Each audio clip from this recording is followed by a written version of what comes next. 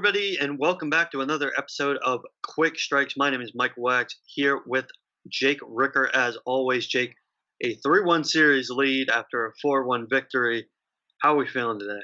Michael, one more to go. I am loving it. I'm super excited. This is a big win. This is a huge turning point in this series. We could have gone 2-2 or up 3-1, and we're up 3-1. So I know Lightning fans just like me are feeling really good. This is a really exciting feeling. We're getting that much closer to the Stanley Cup final. So hopefully we can finish strong, but we'll get to that a little bit. Let's break down this game. Exactly, and we should mention before the game started, Braden Point was seen in warmups. His stick was seen before warmups even started, and he did play in this game. Unfortunately, he did suffer a bit of a setback, but we'll talk about that a little bit later. There was also a center ice meeting between some Lightning and Islanders players. You thought this was going to be a really chippy game, and it was, but it wasn't the chippy kind of game that we thought, at least originally. Here in the first period, there were no goals to speak of. Shots were 11-5 in favor of the Lightning. The most eventful thing from that period happened at the end of the period when Matt Martin took a slap shot right after the horn sounded right onto an open and prone Vasilevsky, and the Lightning did not back down, and they pretty much went after Matt Martin and Cal Clutterbuck, who were the two main instigators of that call. Yeah, and good for them on this. I talked about the bad play from Kucherov at the end of game number 3. This is a bad play by Matt Martin. The horn clearly sounds. He has plenty of time to stop his shot. This is, again, it's just like with the Kucherov situation. He's obviously frustrated and angry and takes the shot here. But it's poor sportsmanship is what it is. It's not necessary. It's a terrible job by him. And I'm glad the Lightning responded to that and let the Islanders know that we're not taking any of that. We're gonna fight back with this one. So he got what he deserved, I think, a little bit, but bad play from Matt Martin.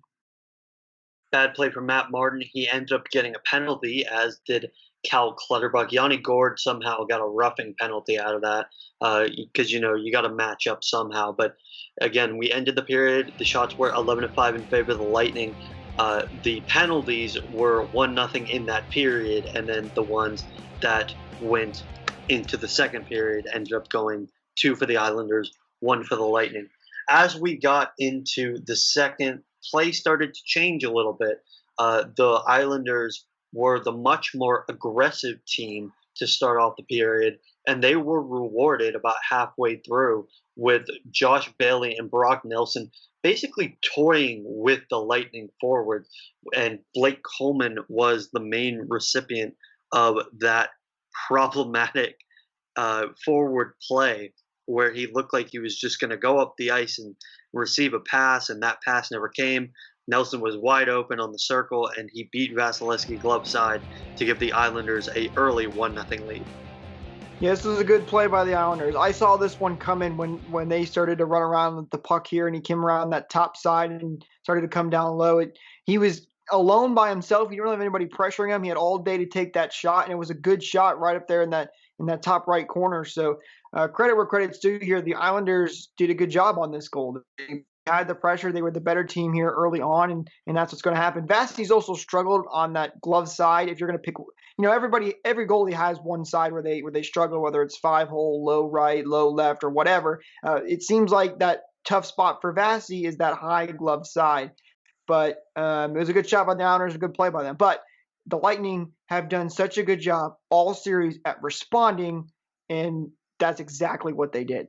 You're right, Jake. And just 15 seconds later, the Lightning would respond. Vasilevsky had to make another save in what it looked like the Islanders were going to pressure to get a second goal on the Lightning. Yanni Gourde gets that puck behind the net with a beautiful over-the-head feed of everybody, including his intended target, Blake Coleman, but it was past the blue line, Blake Coleman gets it, goes forehand, backhand, and gets it by the pads of Varlamov. Got the goal to fight. His 4th goal of the playoffs. Yanni Gourde with an assist. Andre Vasilevsky with an assist. What a goal it was to tie up the game. Just a great job by Yanni Gourde to flip this puck and get it just in the right spot where Blake Coleman can catch up to it and then make a couple of great dekes and put the puck in the back of the net. The Lightning, again, have done such a good job at responding. That's such an important part of their game. I mean, I can only remember one time where after the Islanders scored, the second goal was another Islanders goal. It seems like every time that the Lightning or the Islanders have scored, the Lightning have been able to respond and tie the game. They've done such a good job. It's a huge quality for them, and it really benefits them a lot. We saw it again here. Great play by Gord to get that pass up, and a great play by Coleman. Yeah, and then, with a tie game, you expect it to shift the way it did in the first period where, teams are getting their chances. But the first line decided, no, we're not going to do that. And they win the faceoff. They get some control. Braden Point gets it into the zone, gets it to Nikita Kucherov on a backhand pass, and Kucherov backhands it over to a wide open Andre Palat. Palat has been scoring game after game. He has been that unsung hero that we need. His 8th of the playoffs, Nikita Kucherov and Braden Point with the assist to give the Lightning the 2-1 lead just 12 seconds later. Palat has been amazing, as you mentioned. He's just been so good. I think he was on a 5-game goal streak. He had 1 game without a goal, and now is back on another 2-game goal streak. I mean, just absolutely amazing from Palat. This is a great play all around by this line, by the way. Kucherov does a great job entering the zone, and then he gets it over to Braden Point. He does a great job of throwing it in front of the net, and Palat's able to tap that thing in. He's in the right place, right time. Great job by everybody. And the Lightning are up 2-1. That's huge for them. They kept their foot on the gas, and they got the lead in this one. Yeah, they were really, really good. And, I did see that the Islanders did make a bit of a push at the end of that period. The shots overall were 14-12. The high danger scoring chances and scoring chances in general favored the Islanders during that period. But the Lightning held the shots on goal, and they were the better team. And I think that showed through 2 periods the fact they had a lead. So 2-1 after 2, you're thinking, all right, where is this going to go? And thankfully for the Lightning, they were able to shut it down very, very quickly. Just 3 minutes and 30 seconds into the third period, that first line goes at it again. Nikita Kucherov over to Andre Palat on a cross-crease pass. Nobody's covering Braden Point. He gets a couple of whacks at it off the Palat feed, and he gets it by Varlamov to make it a 2-goal game, 3-1. And there's a bit more relief. Absolutely. You mentioned there the Islanders were knocking on the door. They looked like they still had a very well fighting chance in this one, and then this was a huge goal, that insurance goal, if you will. Again, that line just playing so well. Everybody on that line making great plays and opening up chances. They've done a tremendous job throughout these entire playoffs. So this was a huge goal for the Lightning to go up by 2 goals here, and I think Lightning fans felt a lot better here and started thinking on this game. All right, let's see if we can close this one out and go up 3-1. Yeah, I mean, and they did. They just cut to the chase. They got it done. They held down the fort for the rest of the game. Patrick Maroon gets an empty netter from Yanni Gordon, Cedric Paquette, and the Lightning win 4-1. They get the shot advantage in that third period as well. They did a very, very good job in this game. They take the game 4-1. They have the series now 3-1. And I'm very confident, even with the Braden Point injury in the third, with the re-aggravation, that the Lightning are going to close this out in 5 games with the way that they're playing. Yeah, I sure hope so, because they've played really well. We mentioned in this game the Islanders had a pretty decent second period, but for the most part, the Lightning played their game. They controlled the shot board here. They were ahead in shots, I think, the entire game. So when they played their style of game, they're the team that looks better, and there's no question about that. Now, when they start to play that Islanders game type of game, they start to struggle a little bit, but we haven't really seen that much. I mean, game 2 maybe was the Islanders' best game, and they lost that one heartbreak. Now they did win game 3, but even then, the Lightning had their moments as well. So the Lightning have played really good, and the fact that they've made it close even during the Islanders' best games tells you how much how good they're playing right now and why they're the better team. So the Lightning have done a great job. You got to keep your foot on the gas here and try to close this one out. They mention all the time that the fourth win is always the hardest one to get. So they're going to have a lot of work to do. It's going to be a tough battle, but great position to be in up 3-1 here. Exactly. And again, we're going to go with our recurring segment, positive and negative. A lot of positives to talk about in this game. But Jake, what were your positive and negative from this game? My positive is going to be that first line of Nikita Kucherov, Andre Palat, and Braden Point. They've been amazing, as I mentioned, this entire playoffs. They were great again today. They're always getting on the board, always getting opportunities. It's just great hockey for them. So that's a positive. I hope to see that continue, and that's going to be a key element for the Lightning if they're going to go on to win the Stanley Cup this year. As for my negative, there wasn't too much that I thought was pretty bad in this game. I thought even the power play looked pretty good, despite not having any goals. But I'm going to have to go with Braden Point's re-injury here. I think that's the one thing you wanted to avoid here because I think Braden Point makes a big difference on this team. We kind of saw that when the one game they lost this series is when Braden Point was out. So hopefully he's okay. He did remain on the bench. He never went back into the locker room, which is a good sign. But hopefully Braden Point will be okay and good to go for the next game when the Lightning look to close this one out.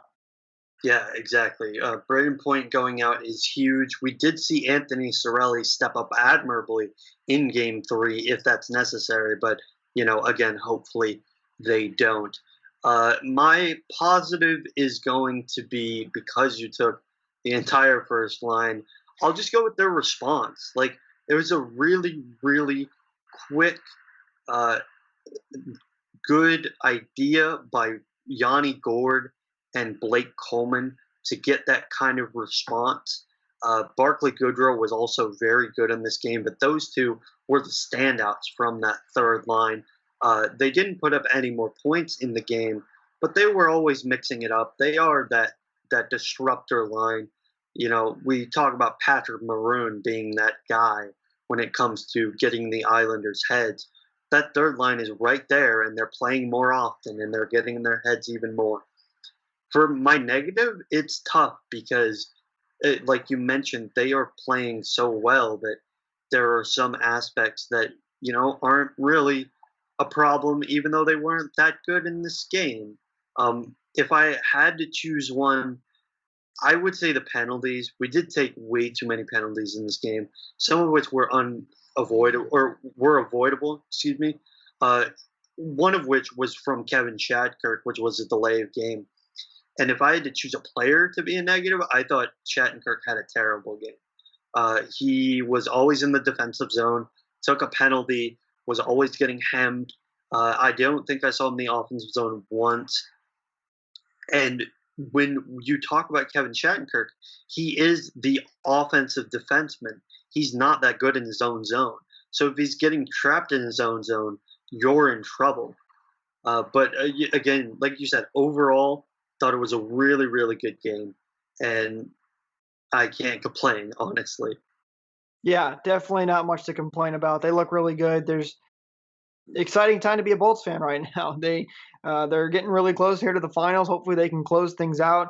Just gotta hope Braden Point is going to be okay. I do want to mention this, Michael. We kind of talked about this before we started the show, but both series are now 3-1 with Dallas leading Vegas 3-1 as well.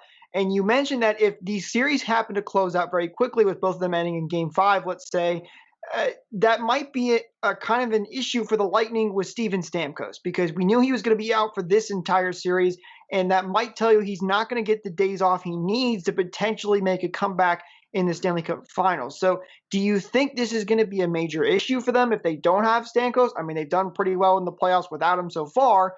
And do you think there's any shot that Steven Stamkos gets a shot at coming back in the finals here if the Lightning are able to close it out in advance?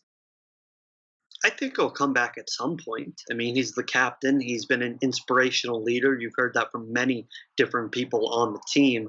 He's in the bubble. I don't know why a lot of people are saying that he isn't, but he wants to come back, and he's practicing every single day, whether it's with the team or without the team. But, it will be tougher if this series and the Dallas Vegas series ends in 5 games.